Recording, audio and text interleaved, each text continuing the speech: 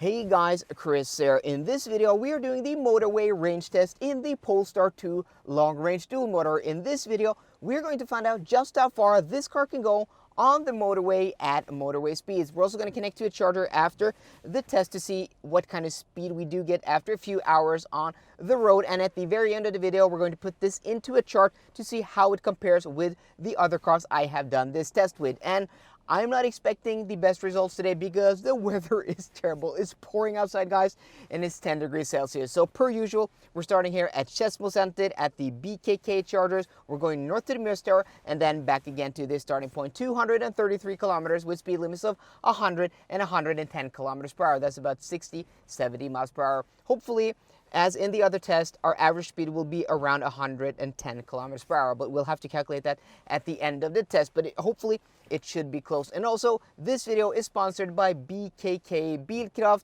who are providing, well, the charging in this video. And yeah, they are the sponsors. So they are one of the largest providers of fast and lightning charging here in Norway and have probably the best charging app out there on the market. I'm going to overlay some video here. You get the charging curve, the speed, and all the juicy information. You can follow the charging along. You can download the charging chart. Yeah, it's pretty cool. So if you want to download it for your phone, you'll find a link down below to Android and to iPhone. I highly recommend to use them. They have chargers all over Norway, so you'll be pretty well set. So guys, we're just going to charge here. I don't know, maybe an hour more to get close to 100%, but this car charges slow to 100%. So maybe we're gonna stop at like 80 or 90, and then I'll see you guys on the road. We are now Oscar Mike, and as you guys can see, the weather today is terrible. We have a crosswind from the east of about 4 meters per second. And let's see when we approach the Minnesundbrua here.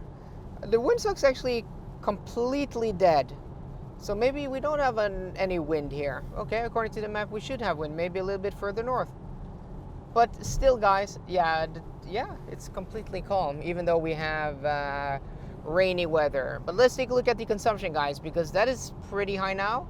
25.8 kilowatt hours per 100 kilometers, and then we've been on the road for 28 minutes, 112 kilometers an hour in average speed, covered 52 kilometers. But again, guys, we really don't know what the consumption will be before we are back at the end. This is, as per usual, ABA testing, so we're going to one point and then we're going back again. This is to eliminate, elevation changes, wind speed, and other stuff like that. And also, guys, before I forget it, I'm actually giving away a Zaptec Go home charger to a lucky subscriber once we hit 30,000 subscribers. So if you want to be entered into the giveaway, you have to click that subscribe button down below, and I'll be shipping it to you wherever you live around the world. But okay, guys, this weather is going to be like this the rest of the day, so we're just going to soldier on now, and I'll catch up with you when we get to Midpoint. We are now approaching the Midpoint, the tallest wooden structure, wooden building in the world. Or somebody commented that the tallest wooden structure was somewhere else, so maybe this is only the tallest wooden building in the world? I don't know. Let me know in the comment section down below.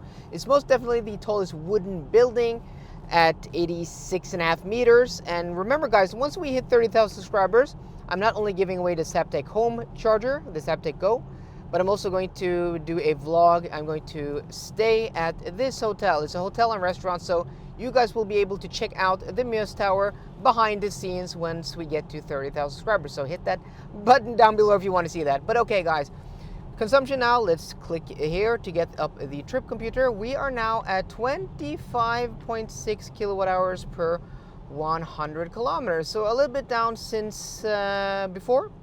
An hour and 2 minutes on the road and 114 kilometers in average speed. And also we have covered 115 kilometers. So guys, we're now going to turn around, head back to Oslo, and then see and look at the results, because I'm excited to see how good or bad will the consumption be with this terrible weather. Here is our exit 45, southbound on the E6 motorway. And this weather today, guys, is pretty bad as well. We talked about in the beginning of the video, in the middle of the video, and now towards, well, the end of the video, or probably in the middle of the video now. But the weather today, yeah, not nice. The summer is officially over. We are now in October, or last day of September, and we've had a really nice and long summer, so I'm not complaining. I'm looking forward to a little bit of colder weather, spend more time inside. I know that sounds really weird. Okay, we're gonna stop the timer there.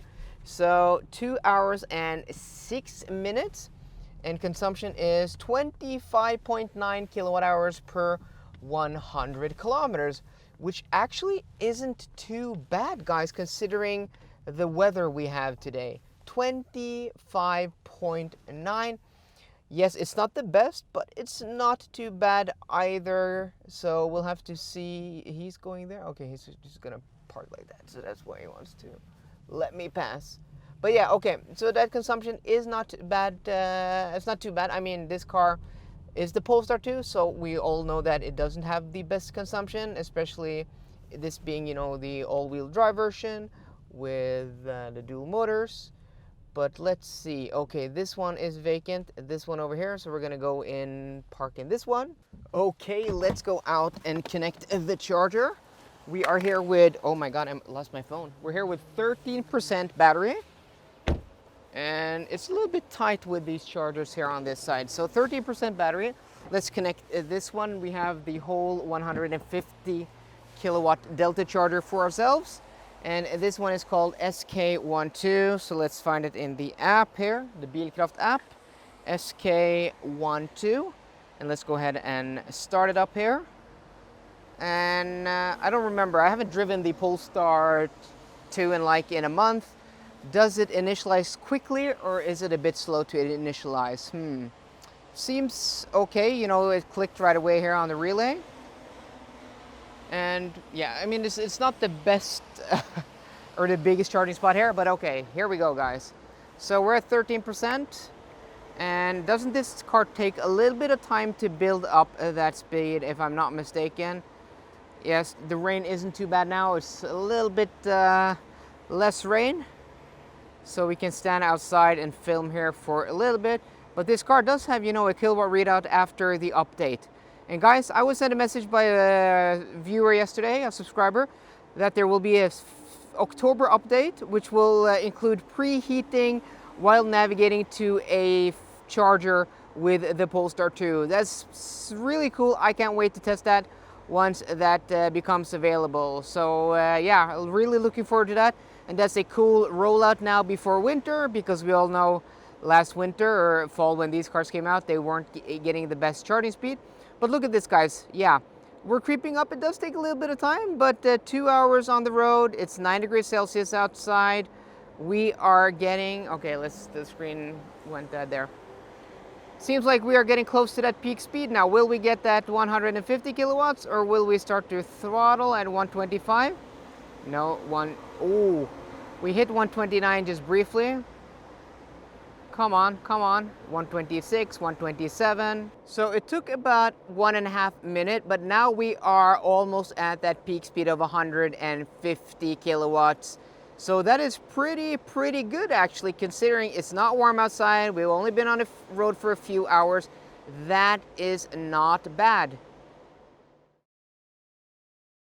Before we end today's video, let's take a look at the consumption, the battery usage, and calculate theoretical range. So we started here earlier today with 90% battery, and then we arrived back here with 13%. So 77% used over 233 kilometers. Average consumption today, 25.9 kilowatt hours per 100 kilometers. Net battery capacity of this Polestar 2 long-range dual motor is 75 kilowatt hours. So if we take that number, divided by the consumption, and then we subtract about 3% in heat loss, we get a theoretical range under today's conditions, which are between 9 and 10 degrees Celsius, strong, you know, crosswinds, and also terrible rainy weather. Theoretical range today, 280 kilometers, which isn't great, but it isn't worse, actually. If you look at the chart down below, this actually manages more theoretical range than the Hyundai Ioniq 5. Again, this puts a little bit more into perspective why I'm a bit disappointed by the range in that car. Yes, that is an SUV, and this is somewhere in between a saloon and an SUV. This still has, you know, high ground clearance. It's about the same footprint as an Ioniq 5. though this has, you know, a fastback rear end, which should give it better, you know, aerodynamics, but this has much more performance. This has 100 horsepower more, the 0 to 100 kilometers an hour in half a second faster, and believe me guys, this feels much quicker than the Ioniq 5. And also, this isn't a dedicated EV platform. This is converted from a fossil car. So everything considered, I don't think that this car deserves the bad reputation it has in some, you know, groups of people where this car has high consumption. Yes, it's not the lowest, but it is not bad. And hopefully Polestar will, you know, continue improving. As I said, there will be a software update in October, which should, you know, improve the, you know, heat scavenging, put more of the heat loss into the battery, and also the drivetrain heat loss into the battery for charging, and also preserving, you know, that battery temperature for more efficiency. So it will be really interesting to see. I'm not expecting huge differences, but, you know, these small changes over time is going to improve. That's pretty cool. Remember guys, this is the first EV from Polestar, and if you consider, you know, the Geely group with Volvo and Polestar, this is their second EV. They came out the same year guys, and I think this came out after the XC40 P8 Recharge also. Hyundai on the other hand have been making EVs for many years, and again, this is not a dedicated EV platform. And I don't mean to bash any other car, I just want to put this into perspective, because people are wondering, so why do you have that, your opinion? And this is why I have my opinion. And also lastly, before we end today's video guys, I've been driving a lot of cars lately, and every time I get back into the Polestar 2, it really impresses me. It's one of the best driving, if not the best, you know, combination of ride, handling, and sportiness at this price point. It's up there at the very top. It's a superb car to drive.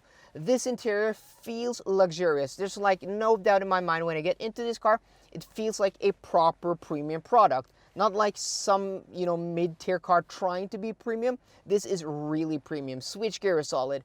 The build is solid. It just feels like a tank. And then these seats and this driving position is unrivaled at this price point by any car. These seats are better than the seats I have in my e-tron GT that is twice the price as this car. These are probably as good as the seats I had in my XC90, which was also twice the price as this car. So this car is really punching above its weight class. It's such an impressive car, and people have been asking me after the Ioniq 5 reviews and videos, and guys, I love the Ioniq 5. That people think that I don't like that car, it's beyond me. I don't understand, because most of the review was positive, but I have a few issues that, well, I do bring up because I'm non-biased to any car brand. So if a car has an issue, I'm going to bring that up. I brought so many issues up with this car over all of the videos. To call me brand loyal, it kind of makes no sense. I just wanted to get that out of the way. But yes, my point is, my favorite car at this price point is probably this. And if you want something with a little bit more space, which is a little bit more SUV-like, it is the Mustang Mach-E. So I'm not loyal to any brand or to any corporation or to any country. This is a Swedish brand built in China. The Mustang Mach-E is an American brand built in Mexico. I really don't care. A good product is a good product, and a car with its faults is still a car with its faults. So guys, I hope you enjoyed today's video. If you did, please drop me a thumbs up down below. And for more car content, as always guys, please subscribe. See you guys later, and goodbye.